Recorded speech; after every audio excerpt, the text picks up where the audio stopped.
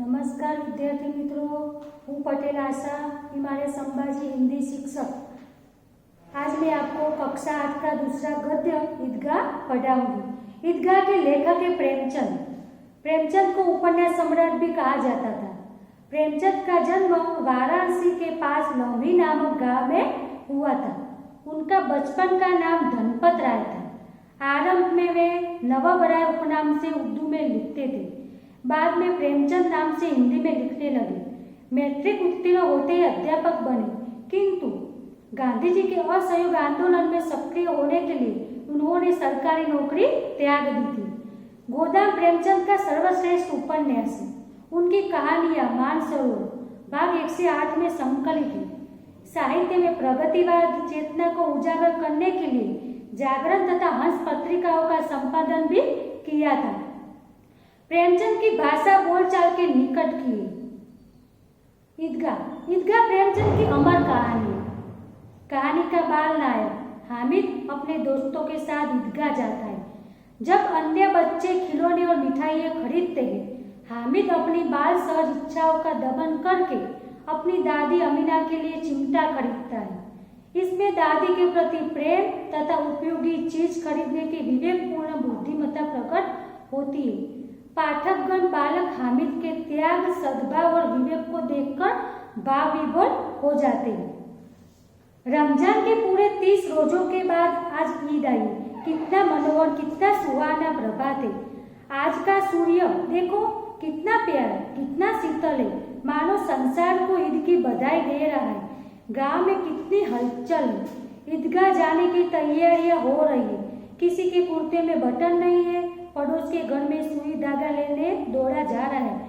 किसी के जूते कड़े हो गए, उनमें तेल डालने के लिए तेली के पास भागा जाता है। जल्दी जल्दी बैलों को सानी पानी दे दे।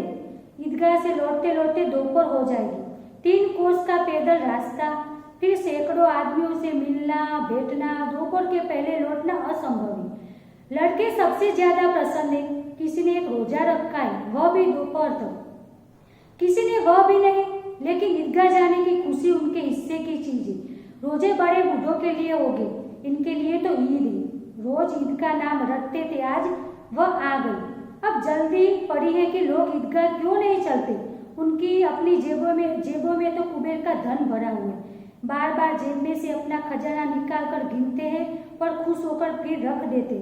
महमूद गिनता है 1, 2, 10, 12। उसके पास 12 पैसे। मोहसिन के पास 1, 2, 8, 9, 15 पैसे। इनकी अगिनत पैसों से अगिनत चीजें लाएंगे, खिलौना, मिठाइयाँ, घेर और जाने क्या क्या। और सबसे ज्यादा प्रसन्न है हामिद, गरीब सूरत दुबला पतला लड़का जिसका बाप गत वर्ष हैजे की भेंट हो गए। फिर एक दिन माँ भी मर गई। अब हामिद अपनी बूढ़ी दादी अमीना की गोद में है और इतना ही प्रसन्न है। इस ईदगाह पाठ में हामिद की बात की गई है। हामिद जो छोटा बच्चा है, उसके माँ बाप गत वर्ष ही मर गए। वो अपनी दादी अमीना के साथ रहता है। आज गांव में ईद का त्यौहार मनाया जाता है और ईद का त्यौहार जिस लोगों के पास पैसे है उसके लिए तो ये त्यौहार बड़ा है, लेकिन ये हामिद जिसके माता पिता भी नहीं है और उसकी दादी भी बहुत बूढ़ी है, उसके पास भी कुछ पैसे नहीं है, फिर भी ये बच्चा इतना खुश है कि आज ईद है और मैं ईद के मेले में जाऊंगा अपने दोस्तों के साथ। सब गांव में चहल पहल मची हुई। गांव के सभी लोग जल्दी जल्दी अपना काम निपटा कर जाने के लिए तैयार है। हामिद भी अपने दोस्तों के साथ, मोहसिन, महमूद, सब दोस्तों के साथ जाने के लिए तैयार हो रहा है। हामिद के पाँव में जूते नहीं है, सिर पर एक पुरानी टोपी है जिसका गोटा काला पड़ गया, फिर भी वह प्रसन्न है। अभागिन अमीना अपनी कोठरी में बैठी रो रही है। आज ईद का दिन और उसके घर में दाना नहीं। इस अंधकार और निराशा में वह डूबी जा रही है। किसने बुलाया था इस निगोरी ईद को? हामिद के पैर में भी जूते भी नहीं है, फिर भी वो मेले में जाने के लिए तैयार हो रहा है। उसकी जो दादी थी उसकी बहुत चिंता करी। वो कहने लगी कि ये ईद किसने बुलाई थी? ईद तो अमीर लोगों के लिए, हमारे पास तो कुछ भी नहीं। हम दादी और पोता हम ईद कैसे मनाएं? इसलिए वो चिंता में डूबी हुए। फिर भी हामिद तो खुश है। अमीना का दिल कचोट रहा है। गांव में बच्चे अपने अपने बाप के साथ जा रहे। हामिद का बाप अमीना के सिवाय और कौन है? उसे कैसे अकेले जाने दे?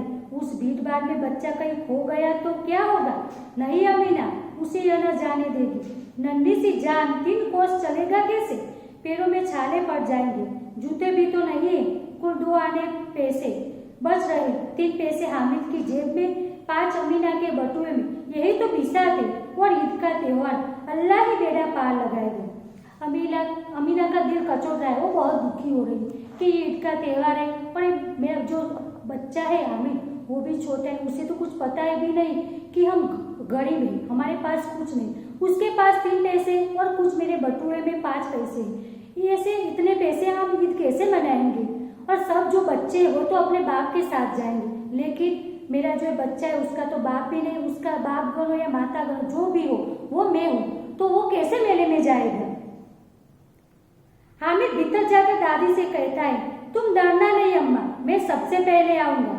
हामिद को पता चल जाता है कि उसकी जो दादी है उसकी बहुत चिंता कर रही है, तो उसके पास जाकर वो कहता है कि दादी तुम चिंता मत करो, मैं सबके पहले जाऊंगा। गांव से मेला चला और बच्चों के साथ हामिद भी जा रहा था। कभी दौड़कर आगे निकल जाता, फिर किसी पेड़ के नीचे खड़े होकर साथ वालों का इंतजार करता। हामिद के पैरों में तो जैसे फल लग गए, वह कभी थक सकता था? गांव से मेला चला, गांव के सभी जो लोग थे, मुसलमान जो लोग थे, वो सब ईदगाह की ओर जाने लगे। हामिद भी उसके साथ अपने दोस्तों के साथ चलने लगा। हामिद सबसे पहले जाकर तेज भागता था और कहीं जाकर रुक जाता था। ऐसे हामिद अपने दोस्तों के साथ मेले में चलने के लिए निकल पड़ा।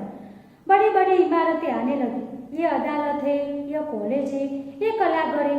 आगे चले, हलवाइयों की दुकानें शुरू हुई, आज खूब सजी हुई थी। इतने मिठाइयाँ कौन खाता है? देखो ना, एक एक दुकान पर मनो होगी। बड़ी बड़ी इमारतें, मेले में जब छोटे बच्चे जाते हैं तो जो बड़ी बड़ी इमारतें आती तो उसको भी देखते, तो हामिद ये सब देखते देखते आगे चलने लगे। मिठाइयों की दुकान, जब जैसे कि हमारे दिवाली पर जब मिठाइयों की दुकान सजी होती है, उसी प्रकार ईद के त्योहार के दिन भी मिठाइयों की दुकान सजी हुई थी। हामिद सोचता था कि इतनी मिठाइयाँ कौन खाता होगा?